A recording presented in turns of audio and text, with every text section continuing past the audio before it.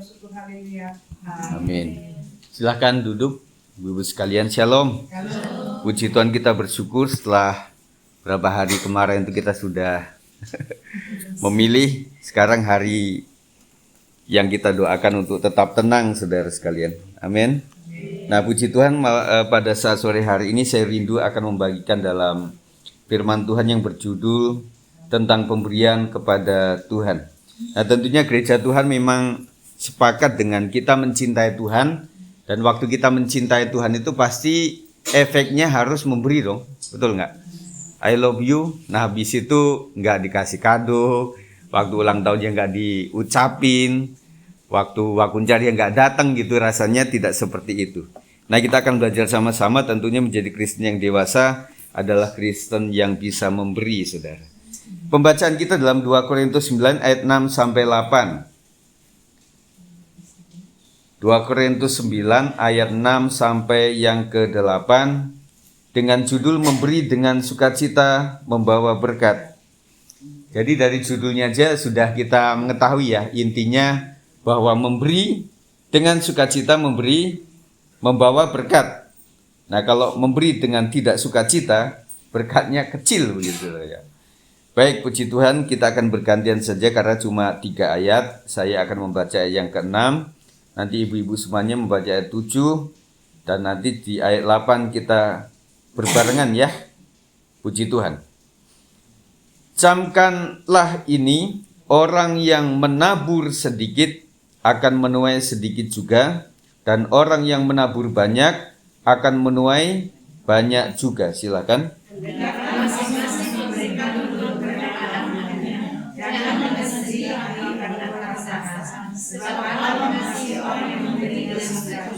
Sama-sama. Dan Allah sanggup bahkan segala kasih karunia kepada kamu, supaya kamu senantiasa berkecukupan di dalam segala sesuatu dan malah berkelebihan di dalam berbagai kebajikan. Puji Tuhan, saudara sekalian, camkan itu adalah perhatikan, dengarkan dengan seksama, kemudian lakukan. Itu camkan, saudara. Pernah nggak ibu-ibu berkata, "Nakku, camkan ya, mamamu mau ngomong ini." Nah, begitu ya. Jadi supaya lebih perhatian gitu. Orang yang menabur sedikit akan menuai sedikit juga, dan orang yang menabur banyak akan menuai banyak juga. Ini ayat cukup jelas, dan kita merasa bahwa kalau kita berlimpahan hari ini oleh karena kita sudah menaburkan banyak hal di waktu masa-masa yang lalu. Oleh sebab itu, saudara jangan kapok ketika saudara ada pemberian-pemberian. Di dalam gereja itu banyak pemberian loh, ya. Ada kolekte, kesini juga ongkos kan. Apalagi kalau musim hujan tuh grabnya katanya lebih mahal, gitu ya. Nah, kemudian waktu setiap kegiatan kita terjadinya hujan begitu loh.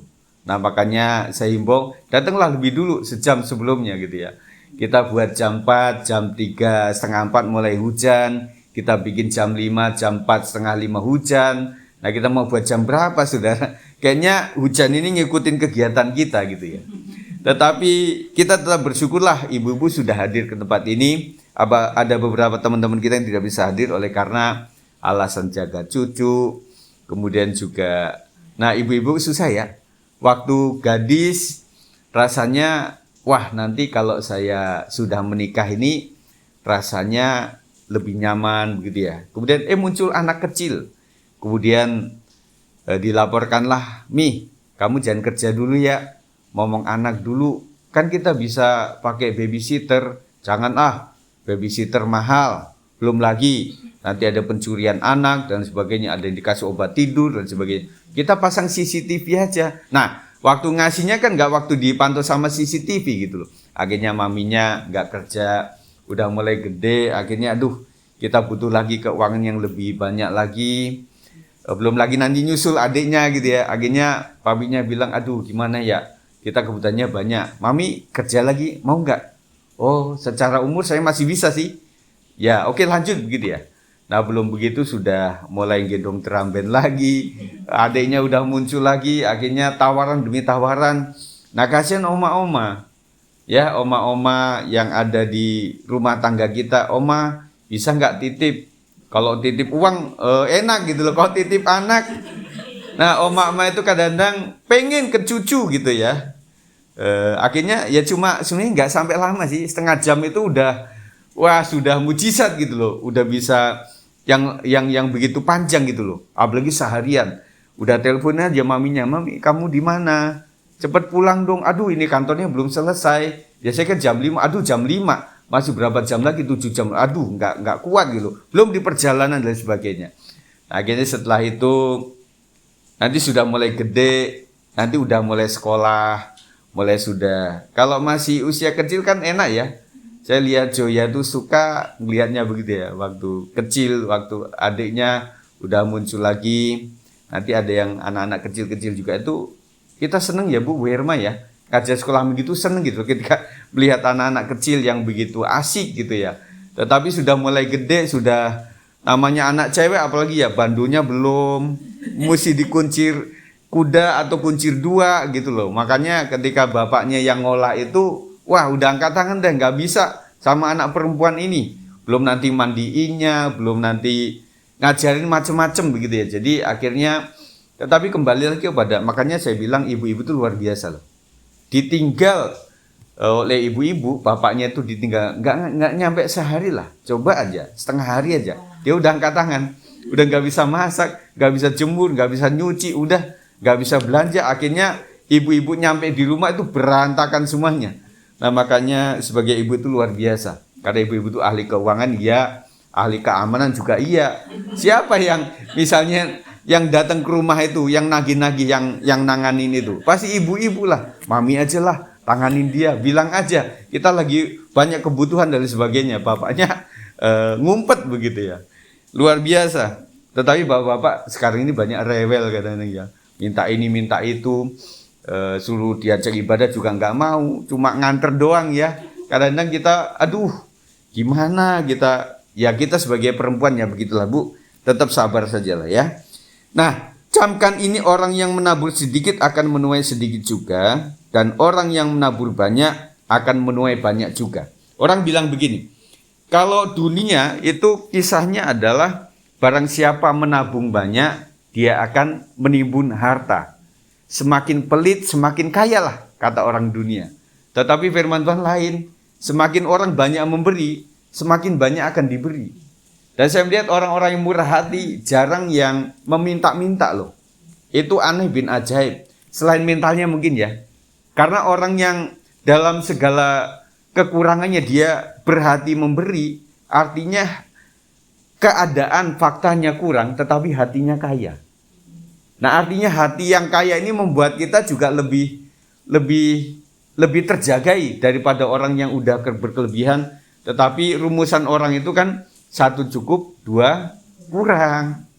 2 pengen nambah 3, udah 3 pengen nambah 1 lagi 4, sudah 4 pengen nambah lagi 5. Makanya kita pikir ini orang kan kaya raya ya. Dia sudah punya perusahaan misalnya 4 gitulah. Tapi dia pengen membangun lagi, usaha lagi gitu ya. Nah kadang-kadang kita yang nggak punya perusahaan, usaha yang ada saja, kita merasa sudah cukup lah. Tinggal ngembangin saja lah yang seperti itu. Nah saya pikir orang-orang yang diberkati hari ini adalah orang-orang yang pernah menabur. Kalau bukan di sisi kita, di generasi kita, mungkin orang tua kita yang sudah banyak menabur. Luar biasa, saya melihat orang tua kami juga di tempo dulunya memang rajin menabur. Ya, makanya sampai hari ini itu berkatnya itu yang nggak terduga. Saya juga heran gitu loh. Dapat aja, entar dikasih tiket, entar dikasih tanah, tadi kasih rumah. Nah berkat seperti itu kan yang memang asal muasal dari mana? Ya dulunya memang menabur gitu loh. Jadi luar biasa dari taburan-taburan itulah Tuhan tidak memejamkan mata. Oleh sebab itu ibu sekalian, ajari anak-anak kita untuk bisa memberi. Camkan ini, bacakan kepada mereka itu. Orang yang menabur sedikit akan menuai sedikit juga, dan orang yang menabur banyak akan menuai banyak juga. Kadang-kadang kita itu masih mempermasalahkan hitung-menghitung, Bapak Ibu, ibu-ibu sekalian, saya bapaknya. Nah, kadang-kadang kita, kolektor kita berapa kali ya? Kadang-kadang begitu ya. Kalau saya melihat di gereja lain itu kolektornya banyak loh, ya. Katanya begitu, saya nggak pernah di gereja lain. Kemudian petinya juga ada beberapa gitu ya. Mereka nggak berhitung loh. Nah, apalagi ketika mereka misalnya ke Pik gitu ya, atau ke Ancol, ke Ragunan, atau ke Puncak, mikirin nggak tentang parkiran, mikirin nggak tentang pemberian-pemberian itu nggak. Dan katanya di luar negeri itu tips itu 20% loh. Nah, kita 10% aja susah banget kan. Makanya saudara sekalian kita berpikirnya, kenapa untuk hal-hal yang bukan gereja, bukan pekerjaan Tuhan kita begitu cepat tanggap gitu loh. Cepat cekatan gitu saudara. Nah, ini kita pikirkan bahwa memang untuk memberi kepada Tuhan, itu kita berpikirnya panjang, tetapi Tuhan gak mikir-mikir loh untuk memberkati kita itu. Kita kasih dikit, dikasih sama Tuhan banyak loh. Iya kan? Kita cuma memberi dengan kadang-kadang juga asal, kadang-kadang juga gak sukarela, tetapi sepanjang minggu kita diberkati dengan kesehatan. Dan kemudian kita doakan anak-anak kita supaya punya pekerjaan yang baik. Habis itu ketika mereka sudah kerja, lumayan, gajinya luar biasa. Dan kita mengingatkan mereka, jangan lupakan apa yang menjadi kewajiban kepada Tuhan. Kamu nulis lamaran itu, loh, kalau kita tanya kepada bos-bos itu, lamaran itu kadang-kadang nggak dibaca loh ibu-ibu. Terlalu banyak. Ya kan mirip-mirip itu bacaannya juga.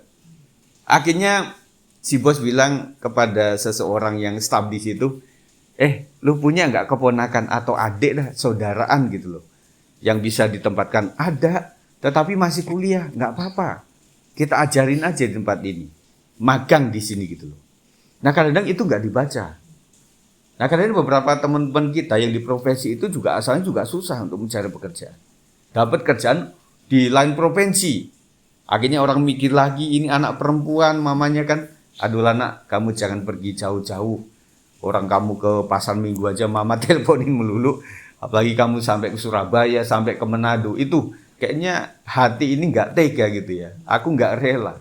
Kalau si abang biarilah di mana aja gitu ya. Nah kadang-kadang setelah dapat pekerjaan, anak-anak kita juga ngomel, aduh bosnya kasar lah, bosnya apa begitu ya. Nah kadang waktu itu saya di kantor waktu itu, teman-teman pada gitu ya, biasalah ngomongin bos, ngomong yayasan gitu ya. Nah, saya bilang di akhir itu, jangan begitulah. Toh apapun itu gajikan dari mereka. Toh apapun itu kan kita yang disupport sama mereka. Kamu bisa nyicil ini, kamu bisa punya rumah, kamu bisa punya mobil, kamu bisa punya motor, kamu bisa nyekolahin anak, tambah gratisan lagi kalau anak guru kan. Waktu itu disekolahkan di situ ya. Nah itu kan dari mereka. Oh iya ya. Berarti kita harus gimana? Ya adalah. Siapapun bos kamu, pimpinan kamu, itu adalah perwakilan daripada Tuhan. Sebengis apapun, kita harus hormati sama mereka. Ingat, waktu cari kerjaan susah kan? Nah sekarang perusahaan-perusahaan pada tutup semuanya. Nah apalagi itu kan PHK di mana-mana akan terjadi. Nah ketika mereka sudah mendapatkan berkat itu, kadang-kadang memberi itu agak diatur gitu loh. Ya pengaturan bagus. Tetapi intinya saudara, kita bisa mencamkan daripada ayat ini bahwa kalau kita menabur sedikit tentunya kita dapatkan sedikit. Kadang-kadang nggak berbanding lurus dengan permintaan kita kepada Tuhan. Tuhan berkati saya Tuhan, berkati pekerjaan suami saya, berkati anak-anak saya, berkati rumah yang saya tinggali ini Tuhan, berkati perjalanan saya. Kita meminta berkat daripada Tuhan. Sebenarnya Tuhan tuh gampang, kamu ikuti aja perintah Alkitab, kamu memberi banyak kepada Tuhan, kau tidak akan pernah berhutang kepada Tuhan. Nah itu akan terjadi saudara. Cuma kita minta lebih, hukum ekonomi kan. Kita berkorban sekecil-kecilnya, dapat sebesar-besarnya. Itu yang terjadi. Makanya kadang-kadang orang sudah ibadah raya, udah yuk komsel lagi, aduh komsel nanti ada kolektor lagi, nanti ada iuran lagi lah. Ayo kita ibadah doa atau perkunjungan, aduh nanti mesti beli buah tangan lagi lah. Maka kita buat diakonia dan sebagainya itu untuk menunjukkan ini. Meskipun di tata gereja-gereja Betel Indonesia, PI dan diakonia itu sudah diatur persenannya di situ. Tetapi kita buat supaya lebih jemaat terbuka bahwa ini memang ada untuk memberikan seperti itu. Nah kalau spontan-spontan kita juga kadang di satu saat kita bisa banyak ibu-ibu. Tapi di satu saat, aduh kamu lagi membayar anak untuk uang sekolah, kamu ada yang mesti mau wisuda ya bu, mesti banyak lagi, belum lagi yang tiap minggu atau tiap bulan itu mesti periksa dan sebagainya. Akhirnya di satu tertentu bisa banyak, Di satu tertentu itu bisa dikit gitu loh. Makanya kita informasikan kepada jemaat, kok namanya saweran itu sangat tergantung kepada keadaan jemaat, saudara.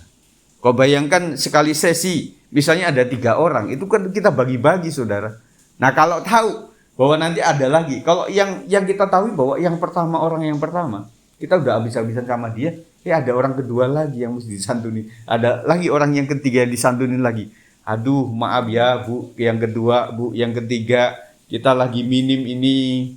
Nah kalau hatinya baik nggak apa-apa ya, nggak apa-apa Bu, namanya patungan, namanya saweran kan nggak selalu banyak. Tapi kalau hatinya lagi peka, lagi sensitif, itu bahaya juga. Di sana bisa dapat sekian, loh kok di saya kok enggak, nah begitu ya. Tetapi inilah pendidikan jemaat, saudara. Kemudian hendaklah masing-masing memberikan menurut kerelaan hatinya, jangan dengan sedih hati atau karena paksaan, sebab Allah mengasihi orang yang memberi dengan sukacita. Tentunya saudara sekali, memberi dengan sukacita itu beda loh hawanya, rasanya beda loh. Kalau kata orang di sana, lu kasih ini ridho nggak? Kok nggak ridho nanti sakit perut nih saya nih. Mangga manis nggak manis amat, banyak nggak banyak amat, tapi buat sakit perut nih. Ridho, oke, saya makan, gitu saudara. Nah, ketika seseorang memberikan itu dengan sukacita, dengan sukarela, rasanya pengedar kantong kolektor juga enak ya Bu ya. Kasih kantong kolektor begitu ya, nggak sampai ditagih ditungguin, nggak sampai sih. Ketika udah nggak ini ya kita ke yang lain kan begitu loh. Nah, kadang-kadang yang masih sadar, kadang-kadang ke depan sendiri ngasih begitu karena udah kelewatan. Atau sini 5.000, sini 50.000. Salah, yang ngambilnya 50.000. Ditanya sama ayahnya atau suaminya itu, mana yang 50.000 kita ke warteg? Ya, udah ke kantong dong tadi. Ini tinggal 5.000. Aduh gimana? Nah sebenarnya kan nggak mungkin kita ke kantong kolektor lagi, Bu Gembala, tolong tadi pengennya 5.000, tapi yang masuk 50.000 kembali dong 45.000. Saya mau ke warteg. Nah saudara, kadang makanya rumusan kita harus dipersiapkan dari awal. Kecuali memang benar-benar lupa, benar-benar mendadak, ya ada juga yang senggol kiri kanannya. Lu ada nggak? Saya pinjem bentar ya. Tetapi mesti dipulangin. Jangan sok lupa gitu ya. Tetap dipulangin, saya pinjem 10.000 atau 5.000. Atau ketemunya 2.000, ya sudah lah begitu ya. Nah artinya kadang-kadang juga kita berpikir, saya juga kadang-kadang di istri saya kan uangnya. Jadi waktu PWP juga, oh ya ini langsung istri kan begini, 2. Artinya sama Pak Gembala ini 2 gitu ya. Untungnya nggak 1 gitu. Nanti kan orang mikir Pak Gembala nggak kasih kan begitu ya. Nah itulah riwayat kita saudara. Tetapi intinya adalah bahwa semuanya harus belajar dengan kerelaan lah. Relanya berapa tergantung saudara. Makanya Tuhan itu Tuhan yang kaya. Dia nggak ngemis kepada kita. Kalau kita memberi itu bukan berarti Tuhan tuh seneng loh kita kasih yang banyak, enggak. Sebenarnya Tuhan itu akan mengembalikan sesuai dengan apa yang kita korbankan begitu. Jangan berpikir waduh nih Tuhan seneng nih dengan pemberian yang gede itu. Nah sekarang kita akan berpikirnya adalah proporsional. Kalau orang punya 1M di tabungan kemudian dia kasih 1 juta, itu enggak, persentasenya kecil itu. Tapi kalau orang punya 1 juta kemudian dia kasih 200.000, itu persentasenya gede. Jadi maka saudara sekalian di sini kita melihat bahwa pemberian itu jangan dilihatnya dari nominal. Waktu saya di Cibaduit pernah tinggal di sana, Pak RT pinter juga dia. Kasih itu kan, minta alis kan. Waktu itu apa ya? Ada minta sumbangan 17-an atau apa begitu. Dia cari rumah yang mewah-mewah dulu. Jadi 500.000, 300.000. Akhirnya sampai ke bawah itu kan yang rumah yang sederhana gitu ya. Aduh nggak enak juga kalau kasih cuma 5.000 atau 10.000. Akhirnya udah digedein 100.000. Aduh Pak RT pinter banget gitu ya. Kenapa nggak yang miskin-miskin dulu gitu loh. Jadi buat 100-an ribu, 200.000.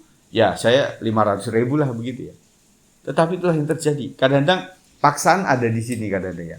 Tetapi saya ingatkan kembali ibu sekalian, belajarlah memberi dengan sukarela. Tetapi juga jangan, kalau saya rela, saya suka. Kalau nggak rela, saya nggak suka. Nggak. Karena ini adalah pengorbanan. Kuberikan korban syukur kepada Tuhan. Jadi semua yang ada dalam wilayah ibadah itu adalah sebuah kerelaan untuk mengorbankan sesuatu.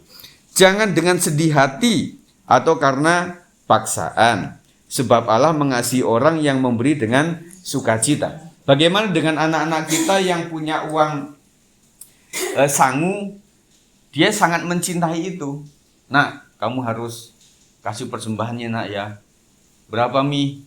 Ya udah yang Mami kasih, nanti digantiin. Jangan itu 20.000, sayang. Itu bisa buat beli apa-apa tuh di mall. Nah, bagaimana dengan keadaan begini? Kita ajarin mereka. Ya udah, relamu berapa sih? Ini kan 20.000 utuh mah. Masa disobek supaya 10.000 kan nggak bisa. Ya udah mama tukerin, mau nggak? Ya udah mana? Tukerinnya 10.002 atau 5.004 gitu ya. Kita kasih 5.004. 20.000-nya nggak dibalikin. Akhirnya, nah itu mengajari mereka, saudara. Nah, saya pikir orang itu mestinya berjenjang, bertingkat sesuai dengan berkat yang Tuhan kasih kepada keluarga kita dan kita. Masa tahun 97 saudara memberi 2.000, sekarang sudah berapa puluh tahun, 2024 masih juga 2.000. Nah, untungnya terkecil sekarang 2.000 ya Bu ya. Zaman dulu masih ada 1.500, masih ada. Sekarang kadang ada sih yang kecil-kecil koin itu ya. Kadang ada begitu. Masa udah 20 tahun masih segitu aja gitu. Kita mikirin gitu, berkat Tuhan melimpah. Waktu anak kita kecil, berkatnya susu Susu yang kecil tuh masih cukup lah segitu. Nah, sekarang anak-anak udah kuliah. Mereka sudah, ya Tuhan kasih berkati kita sesuai dengan kata orang Jawa, kata orang dulu lah. Banyak anak, banyak rezeki. Nah, sekarang banyak anak. Waduh, kita mesti susunya aja berapa? Kuliahnya bagaimana? Wah, kita mikirnya panjang lebar kalau sekarang ini, saudara.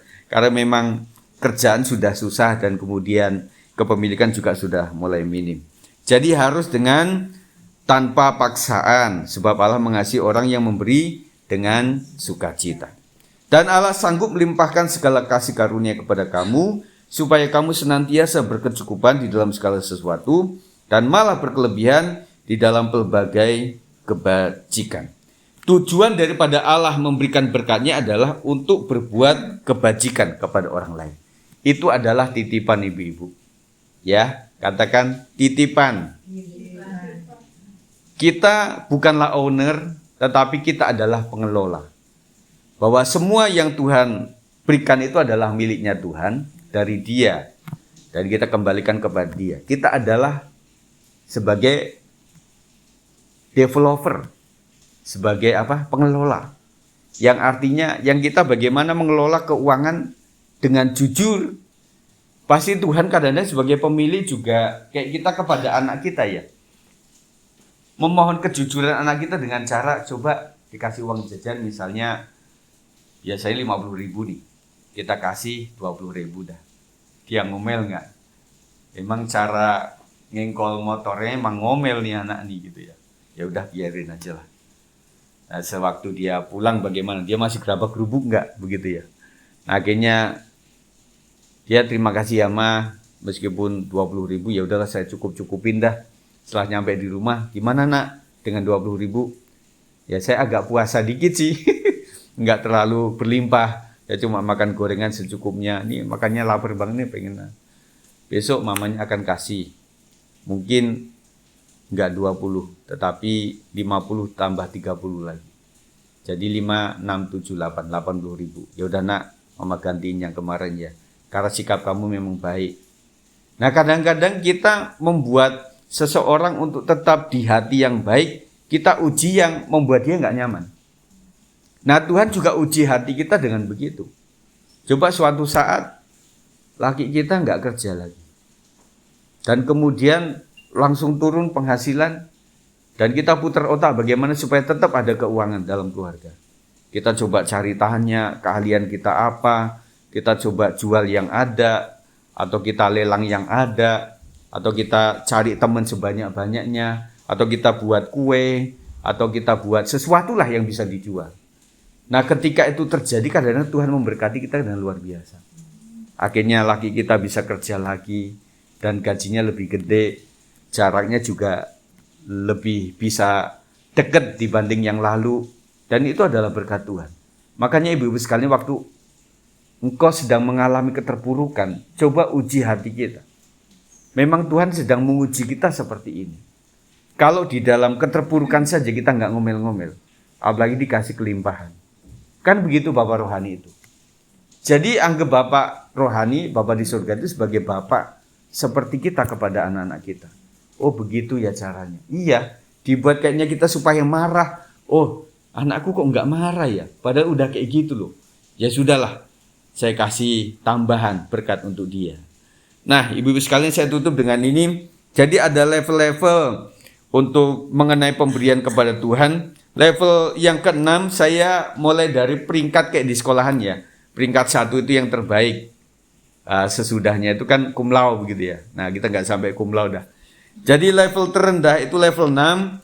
Jadi orang melakukan semuanya hanya sebatas beragama. Yang dia itu orang bisa mengistilahkan KTP. Kristen KTP. Kristen kapal selam.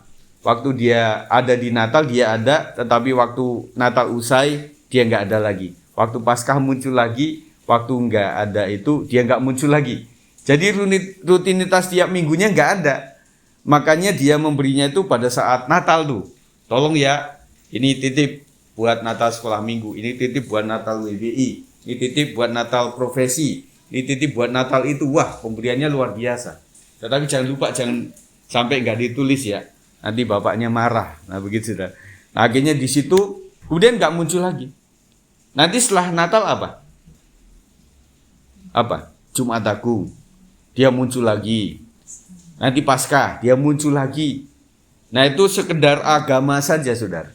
Jadi supaya orang mengerti, oh iya, waktu Natal dia ada kok, berarti dia Kristen. Ya gitu saudara. Level yang kelima adalah hanya sebatas kewajiban saja. Kewajiban kita berpikir levelnya agak tinggi kan. Bahwa memberi kepada Tuhan itu adalah sebuah kewajiban. Nah apakah kita bertanya kepada keluarga kita mengenai hal ini sudah sampai kepada kewajiban belum? Padahal ini masih di level yang ke-5 saudara. Belum yang teratas. Hanya wajib saja. Jadi kewajiban itu ya biasanya umat Kristen memberi ya memberi. Biasanya ada kolektor 3, ya udah kasih semuanya. Nyemplung, yang penting nyemplung begitu saudara. Nah makanya di gereja kita masih ruangannya gede ya. Kalau di gereja tertentu itu bukan modelnya begini, tetapi dia begini. Supaya tangan nggak masuk. Jadi kita cuma gini. Kadang-kadang malu pak. Makanya kita lipat-lipat sampai kecil. Gitu ya. Karena apa? Ada juga loh. Kalau di gereja yang besar yang kerumunan begitu banyak itu. Kadang-kadang dia nyemplungnya nggak terlalu banyak. Ngambilnya banyak. Nah, itu dijagai. Jangan sampai ada maling-maling seperti masa dikasih CCTV. Kan nggak mungkin juga. Nah. Jadi sebatas itu saja. Jadi memang kadang-kadang berpikirnya tidak enak lah. Tetangga saya kan Kristen. Nanyain melulu itu. Setiap Sabtu malam. Ya datang. Bu, besok ke gereja kagak? Oh iya saya ke gereja. Padahal ke puncak gitu kan. Jadi demi itu makanya ya udahlah dia datang saja. Kemudian ada kantong itu ya dikasih. Ada sumbangan apa ya dia kasih. Tetapi ya secukup sebagai kewajiban sebagai umat saja. Belum tentu dengan hati. Level yang lebih bagus adalah level keempat, sukarela, tetapi cuma sedikit. Jadi buat orang-orang tipikal ini adalah tidak masalah Pak Gembala khotbah tentang keuangan, khotbah tentang persepuluhan, khotbah tentang pemberian-pemberian, nggak terlalu tersinggung. Karena buat dia ya cuma sedikit dia kasihnya. Jadi nggak meruntuhkan ekonomi keluarga. Jadi masih aman lah untuk itu semuanya. Jadi sukarela. Tetapi lumayan nggak banyak ngomel orang-orang seperti ini. Karena dia memberi sajalah. Ya udah kasihlah nak berapapun lah. Masa kasih 1.000 pak? Ya nggak apa-apa lah. Yang penting kamu rela 1.000 ya 1.000 saja. Yang penting nominal kecilnya ada. Jangan sampai nominal kecil nggak ada 1.000, 2.000 dipotong jadi 2 jadi 1.000. Kamu pikir. Ya. Nah kemudian level yang selanjutnya adalah sukarela meskipun jika diminta atau diingatkan. Ada beberapa jemaat itu yang memang butuh diingatkan ya. Termasuk kita itu sebenarnya agak pelupa juga sebenarnya. Kalau disebut pelupa salah ya. Tetapi memang harus diingatkan. Jadi pengumuman pun kadang-kadang juga diumumkan tentang apa juga nangkepnya beda lagi. Jadi perlu diingatkan, ibu-ibu ingat diakonia, ingat dana kematian, ingat bahwa sebentar lagi kita akan Paskah, kita akan mengumpulkan dana, ingat bahwa kita hanya bisa merenovasi satu kolom ini, dan belakangnya itu di dekat mama itu udah sesengnya udah turun lagi, jadi kita membutuhkan biaya lagi, biaya lagi. Bangunan itu ibu-ibu, itu 5 tahun itu udah terasa loh, udah mulai bocor, betul nggak? Udah mulai sesek keluar gitu ya, semut sudah mulai ada, sehingga istriku beli kapur. Ya memang hebat loh itu kapur itu kita kasih itu memang semutnya nggak datang gitu loh. Nah kemudian kita butuh satu kolom ini aja hampir 4 juta. Dan kita pikirkan seperti itu, belum ke depannya kita harus bagaimana supaya memperluas tempat ibadah dan sebagainya. Itu adalah proyek kita gitu loh. Yang perlu kita pikirkan bahwa ya kita tidak cukup hanya berjemaat, tetapi kita juga berkorban untuk itu semuanya. Suatu saat, suatu gereja akan membangun, Pak Gembalanya diberikan hikmat kepada Tuhan, oleh Tuhan, dengan cara anak-anak sekolah minggu dulu. Dari bagian komisi yang terkecil lah, yang mereka tentunya uangnya dari maminya, uangnya dari papinya, atau dari abangnya, dari kakaknya begitu ya. Nah suatu saat, mari anak-anak sekalian, kalinya akan mempersembahkan sesuatu, silahkan maju ke depan, di depan jemaat, seberapapun itu, nanti kita doakan, ini menjadi benih iman buat gereja Tuhan. Anak-anak pada seneng kan anak-anak tuh, kalau suruh memberi juga seneng, anak-anak itu memberi seneng, dikasih juga seneng tuh anak-anak tuh. Makanya Natal sekolah minggu itu budgetnya melimpah ruah gitu, karena pemberian begitu. Kayak mereka datang semuanya, dan tidak seberapa banyak. Karena anak sekolah minggunya juga sedikit, kemudian mereka para majelis kumpul untuk mendoakan itu semuanya. Nah setelah itu saudara ada sebuah gerakan. Suatu saat saya menonton sebuah tayangan di India kalau nggak salah. Itu di jalan raya yang cukup ramai, itu pohon tumbang. Ya, siapa yang pernah lihat itu? Kemudian ada satu anak kecil yang dia paham banget bahwa kekuatan saya mungkin beras 5 kilo aja udah gini ya. Tetapi dia ingin mencoba mengalihkan itu loh, pohon itu yang besar itu. Wah, orang pada cuek di situ.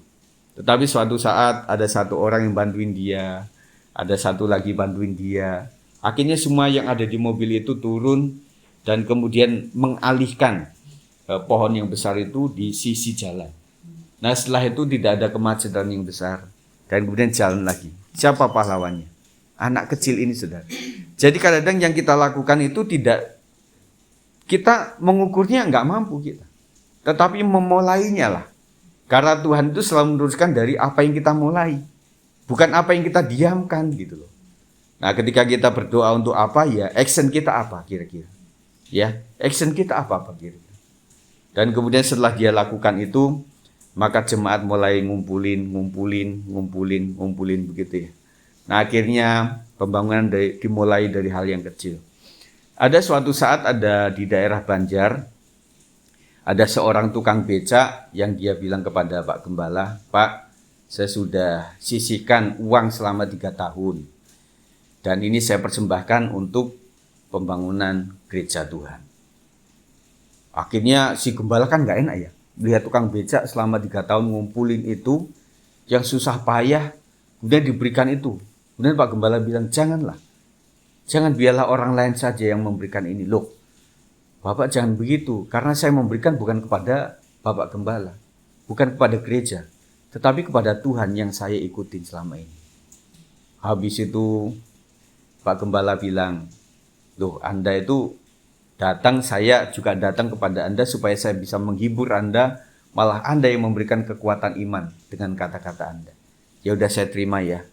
Nah, jelang setelah itu saudara sekalian terjadi luar biasa kayak bencana alam begitu, akhirnya rumah si jemaat ini roboh.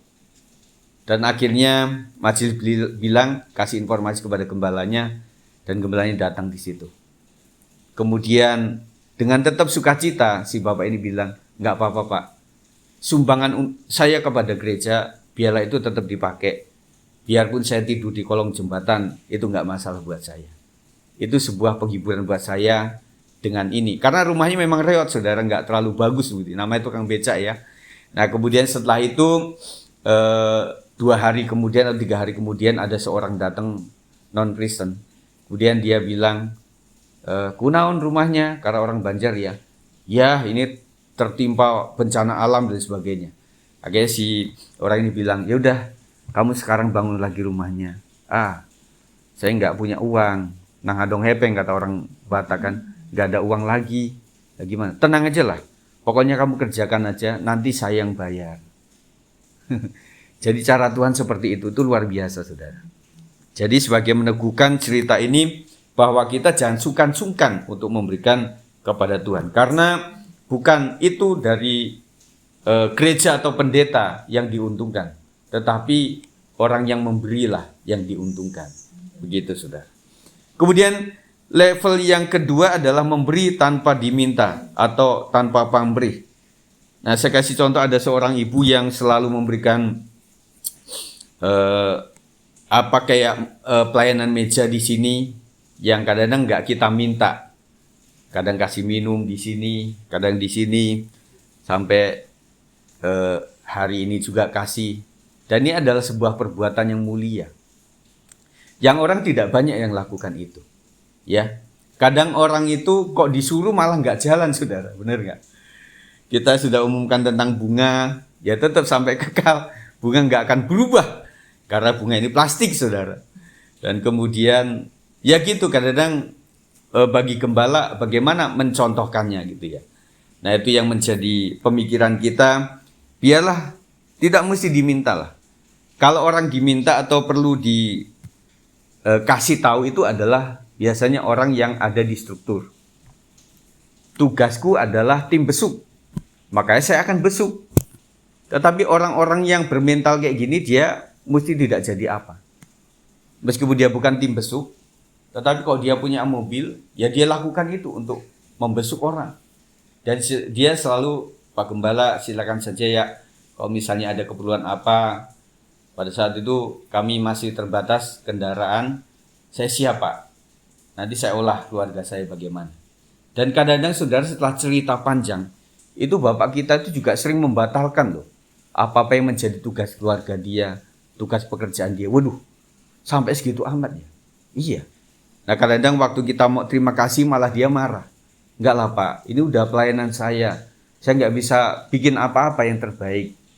Mumpung waktunya saya bisa di luar hari Minggu atau di hari Minggu, saya lakukan itu untuk Tuhan.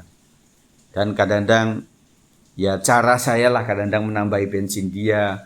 Waktu lagi di pom bensin gitu, ya udah Pak saya yang bayar.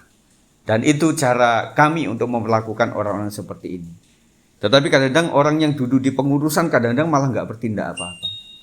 Nah makanya saya bilang, waktu saya memilih pengurus adalah orang yang memang sudah cekatan melakukan itu. Nah kalau ditunjuk apalagi dia pasti cocok di situ. Tapi kadang-kadang orang malah nggak mau.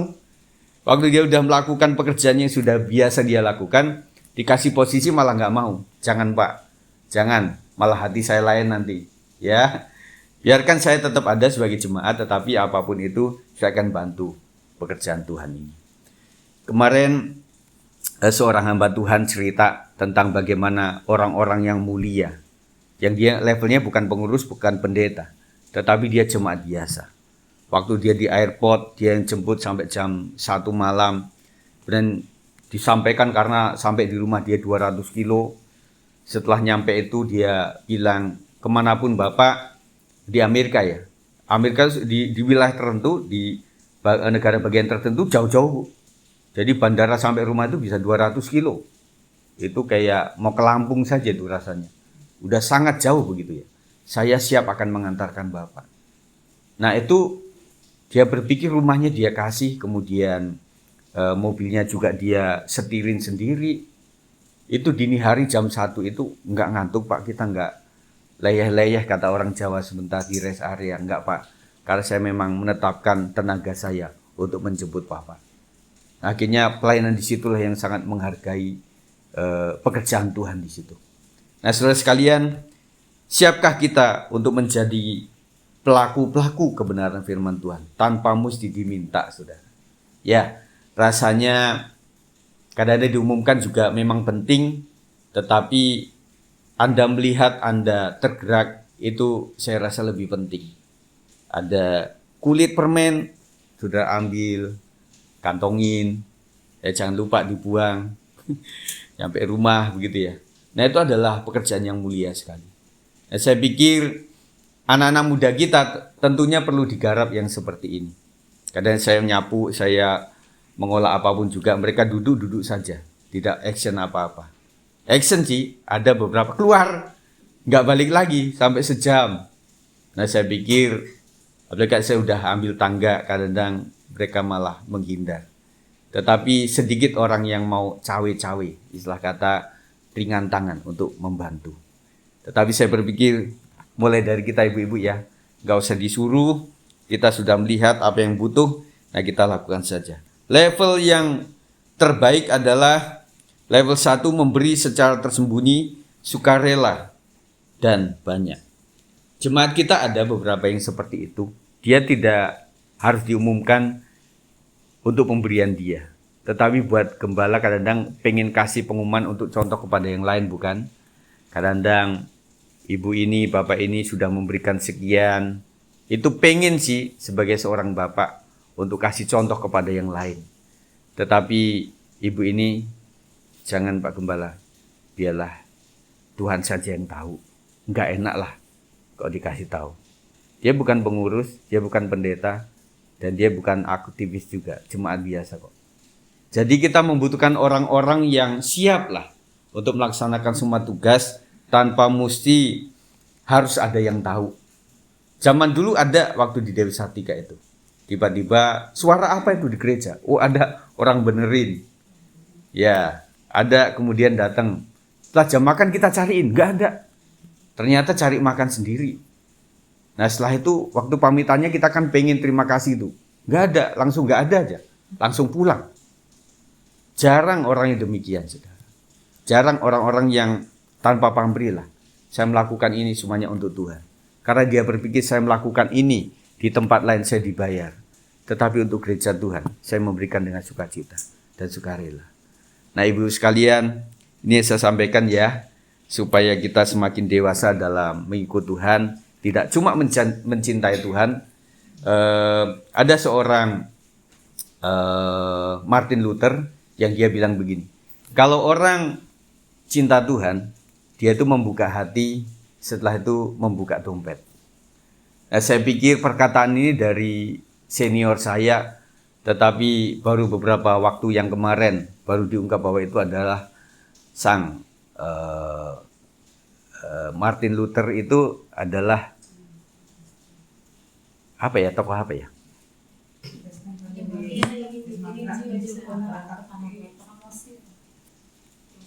Ya, pokoknya dia adalah seorang yang cinta Tuhan. Dia bilang begini, gak usah banyak-banyak kalimat. Orang cinta Tuhan itu buka hati, kemudian buka dompetnya.